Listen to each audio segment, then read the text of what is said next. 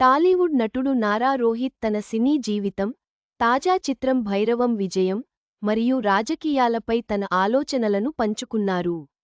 తాజా ఇంటర్వ్యూలో ఆయన రాజకీయ ప్రవేశంపై క్లారిటీ ఇచ్చారు. టాలీవుడ్ హీరో నారా రోహిత్ సోలో సినిమాతో ఇండస్ట్రీకి వచ్చాడు. ఈ మూవీ పాజిటివ్ టాక్ సంపాదించుకోవడంతో పాటు ప్రేక్షకులను అలరించింది.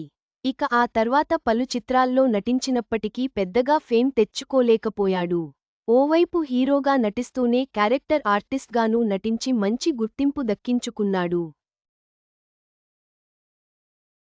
ఇక గత ఏడాది ప్రతినిధి -2 మూవీతో వచ్చాడు. ఈ సమయంలోనే ఆయన నటి సిరిలెల్లతో ప్రేమలో పడ్డాడు. ఇక కొద్ది రోజులపాటు ప్రేమించుకున్న వీరు పెద్దల అంగీకారంతో ఎంగేజ్మెంట్ చేసుకున్నారు. కానీ నారా రోహిత్ తండ్రి మరణంతో పెళ్లి జరగలేదు. అయితే ఇటీవల Nara Rohit multi starrer movie భైరవంతో ప్రేక్షకుల ముందుకు వచ్చారు. మంచు మనోజ్, బెల్లంకొండ సాయి శ్రీనివాస్ కీలక పాత్రలో నటించిన ఈ సినిమా బాక్సాఫీసు వద్ద ఘన విజయం సాధించింది. దీంతో సక్సెస్ను ఎంజాయ్ చేస్తున్న నారా రోహిత్ వరుస ఇంటర్వ్యూల్లో పాల్గొంటున్నారు. తాజాగా ఆయన రాజకీయ ఎంట్రీపై క్లారిటీ ఇచ్చారు. అందరి జర్నీ అక్కడి నుంచే స్టార్ట్ అయింది. నేను ఇంకా ఏం అనుకోలేదు.